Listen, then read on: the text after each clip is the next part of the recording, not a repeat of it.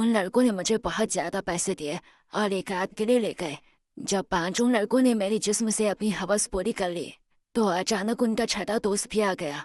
मगर वो जैसे ही कमरे में अंदर आया तो उसकी चीखें निकल गई, जो कि हालात इंसान को वह सब करने पर मजबूर कर देते हैं जिसके बारे में उसने कभी सोचा भी नहीं होता। या यूं कहे कि कभी कभी ज़रूरत से ज़्यादा ख्वाहिशें इंसान को ख़त्म कर देती है। और मैं भी न कभी पूरी होने वाली ख्वाहिशों के सफ़र पर निकल पड़ी थी। मैं रात 12 बजे से उस छोटी से कमरे में बिस्तर पर पड़ी हुई थी और एक के बाद ये दूसरे लड़कों ने मुझे नोच डाला था। दर्द अभी इंतहा पर था, लेकिन यह सब कुछ मैंने अपनी मर्जी से अपनाया था। ना ही मुझे अपने कपड़ों का होश था और ना ही जिसमें उठने वाली दर्द भरी रहेगा। दो ही लड़कों ने मेरा हाल ऐसा कर दिया था कि मेरा सारा तन जख्मी हो गया था। सोच कर ही मेरी आत्मा कांप रही थी। ये और भी 3 लड़के मेरे साथ अपनी हवस पूरी करने आने वाले हैं और मुझे पूरी खुशी से उन्हें वक्त देना है। मैंने कभी सोचा भी नहीं था कि मेरी जिंदगी की कोई रात ऐसी भी होगी। यह सब मैं एक भारी कीमत के एवज कर रही थी, इसीलिए पीछे हटने का कोई सवाल ही नहीं था। मेरी जिम्मेदारियां और मेरे घर वालों की ख्वाहिशें मुझे उस रास्ते पर ले आई थी जहां मैंने एक ही रात में 5 लड़कों के साथ रात गुजारने की हामी भर ली थी। आम हालात में तो किसी लड़की के लिए ऐसा सोचना भी मुमकिन नहीं, लेकिन मैं जिस जगह खड़ी रहती थी वहाँ मुझे यह फैसला करने में ज़्यादा वक्त नहीं लगा था। वह सब सेहतमंद और तंदुरुस्त नौजवान थे जिनकी ताकत के आगे मैं कुछ भी नहीं थी। बिस्तर तक आने वाले दोनों नौजवानों ने लम्हों में मुझ पर काबू पाकर मुझे पूरी तरह अपनी हवस का निशाना बना लिया था। यह पहली दफ़ा था जब मुझे किसी मर्द ने छुआ था। दूसरे लड़के के निकलते ही तीसरा लड़का भी कमरे के अंदर चला आया। मैंने एक गहरी सांस बाहर निकाली। मैं थोड़ा वक्त चाहती थी, लेकिन वह कहने लगा कि इतना वक्त नहीं है मेरे पास। बाहर उसके और भी दोस्त इंतजार में बैठे हैं। उसकी बात सुनकर मेरी आंखों से आंसू बह निकले। वह फौरन ही मेरे पास चला आया और मेरे आंसुओं को नजरअंदाज करता अभी से तते मुझ पर बिखरने लगा। मेरे तन में बर्दाश्त की शक्ति खत्म हो रही थी। मैं बार बार उसे खुद से दूर करने की कोशिश करती, लेकिन वह उतना ही मुझ पर हावी होने लगा। ऐसा लग रहा था जैसे उसे इस खेल में मजा आ रहा हो। मेरे धक्का देने पर वह पहले से भी ज्यादा जोश में मेरे करीब आता, इसलिए अब मैं उसे रोकने की गलती नहीं कर रही थी और खामोशी से खुद पर गुजरने वाली इस कयामत को बर्दाश्त कर रही थी। मेरे घंटे तक वह भी प्यास बुझाता रहा और जाते जाते उसने अपने दांतों के निशान मेरी गर्दन पर छोड़ दिए और कहने लगा कि अगर इसे दोबारा मौका मिला तो वह मेरे साथ दोबारा वक्त जरूर गुजारने आएगा। उसके जाने के बाद मैंने एक निगाह अपने दम पर डाली तो मैं कांप गई। जिस्म का कोई हिस्सा ऐसा नहीं था जहां जख्म मौजूद ना हो।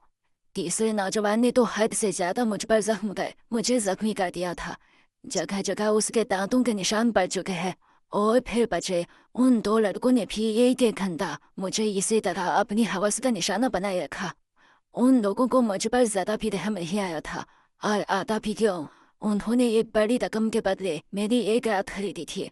वह तो अपना अपना हिस्सा वसूल कर रहे थे और यह एक रात मेरी जिंदगी की काली घनी रात बन गई थी। मेरा हाल ऐसा था कि मुझे कुछ होश ही नहीं रहा था।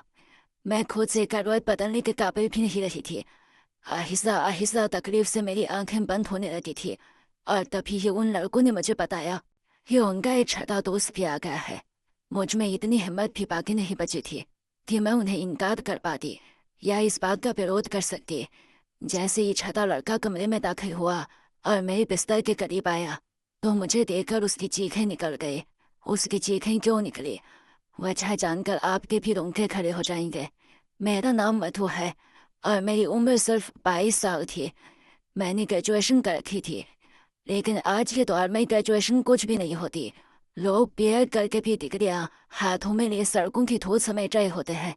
इस बात का सही तरीके से अंदाज मुझे उस वक्त हुआ जब मैं नौकरी की तलाश के लिए निकली। हर कंपनी के आगे नौजवानों की बड़ी सी लाइन लगी होती है जो अपनी बारी के इंतजार में थे। ऐसे में मुझ जैसी लड़की को नौकरी कहाँ मिल सकती थी, जिसके पास न ही तजुर्बा था और न ही कोई बड़ी डिग्री। मगर नौकरी ढूंढना मेरी सबसे बड़ी जरूरत बन चुकी था, क्योंकि पापा के स्वर्गवास ने हमारी कमर तोड़ दी थी। पापा घर में एक अकेले ही कमाने वाले थे और हम 3 बहनें बिन ब्याही घर में मौजूद थी। میری بڑی بہن پڑھی لکھی نہیں تھی، اسی لیے کمانے کی ذمہ داری اس کے بجائے میری کندھوں پر آ گئی تھی۔ میں گھر سے باہر نکلی تو میرے ہوش ٹھکانے آ گئے۔ میں تو باہر کی دنیا کو بہت آسان سمجھ رہی تھی، لیکن اب مجھے سمجھ آیا تھا کہ بابا کتنے جتن کر کے ہمارے لیے روٹی کماتے تھے۔ میں ہمیشہ ہی بابا سے اس بات پر ناراض رہتی تھی کہ وہ ہماری خواہشیں پوری نہیں کرتے۔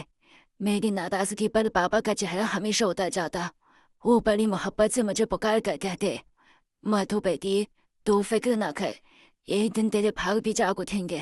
لیکن مجھے وہ دن اپنی قسمت میں آتا نظر ہی نہیں آتا تھا، اور پھر بابا نیند میں ہی ایشور کو پیارے ہو گئے۔ اور جب ہم پر صبح یہ بات کھلی کہ بابا ہمارے بیچ نہیں رہے ہیں، تب ہمیں اس بات کا احساس ہوا کہ بابا ہمارے لیے کتنے اہم تھے۔ جب تک وہ ہمارے سروں پر موجود ہے، کم سے کم دنیا کی پوری نسلوں اور روٹی جیسی بنیادی ضرورت سے تو ہم ونچت نہیں تھے۔ بابا کے ندھن کے کچھ دن بعد تک تو آس پڑوس والوں اور خاندان والوں نے ہماری مدد کی، لیکن آہستہ آہستہ سبھی اپنی زندگیوں میں بزی ہو گئے۔ آج کے دور میں کون کسی کا پیٹ پال سکتا ہے؟ مجبوراً مجھے ہی نوکری کی تلاش کے لیے گھر سے نکلنا پڑا، اور مجھے سمجھ آ گیا کہ عورتوں کے لیے باہر کی دنیا کس قدر مشکل ہے۔ کسی بھی کمپنی میں مجھے نوکری نہیں ملی تھی۔ ہر کمپنی کے باہر ہزار نوجوان پہلے ہی کھڑے ہوتے۔ میں نے اسکولوں کا رخ کیا تو یہ دیکھ کر میری حالت خراب ہو گئی کہ آدھے دن سے بھی زیادہ کام کرنے کے بدلے صرف 6,000 مل رہے تھے، جس میں سے گھر کے بل میں 7,000 چل جاتے۔ اس میں بھی ہر اسکول والے مجھ سے میرا تجربہ پوچھتے اور میرا منہ خالی رہ جاتا۔ بہت تلاش کرنے کے باوجود بھی کوئی نوکری نہ ملی، تو میری ایک دوست کے بھائی کے ذریعے سے مجھے ایک پیزا ہاؤس میں ویٹر کی نوکری مل گئی۔ یہ شہر کے ایک بھیڑ بھاڑ علاقے میں بنا ہوا پیزا ہاؤس تھا، جہاں ہر وقت ہی مردوں کی بہت ہی زیادہ بھیڑ رہتی تھی۔ کالے رنگ کا فٹنگ دار پیڑ کوٹ میرے حوالے کر دیا گیا، جس پر پیزا ہاؤس کا نام لکھا تھا، اور مجھے اگلے دن سے ہی نوکری پر بلا لیا گیا۔ اس نوکری کے بڑے عجیب سے کام تھے جو مجھے پورے کرنے تھے۔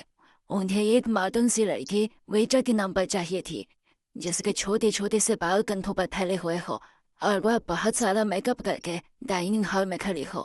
میں یونیفارم اپنے بیگ میں ڈال کر واپس گھر لوٹ آئی تھی۔ میں ابھی تک فیصلہ نہیں کر پائی تھی کہ مجھے یہ نوکری کرنی ہے یا نہیں، کیونکہ یہ میرے لیے ایک بہت ہی مشکل کام تھا۔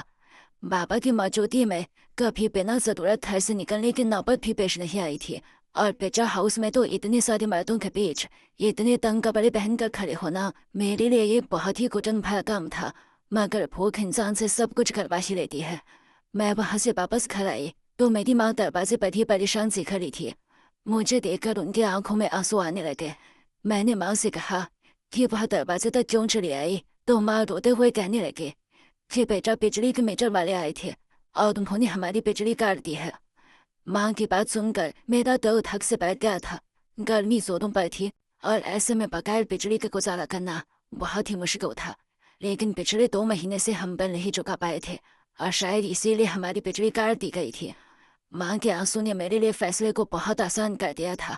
میں نے ماں کو گلے لگایا اور انہیں بتایا کہ مجھے ایک اچھی جگہ نوکری مل گئی ہے اور کل سے مجھے نوکری پر جانا ہے۔ ماں نے میرے سر پر ہاتھ رکھ کر کہا کہ اب تم ہی میرا بازو ہو اور تمہیں ہی اپنی دونوں بہنوں کی شادیاں کرانی ہے۔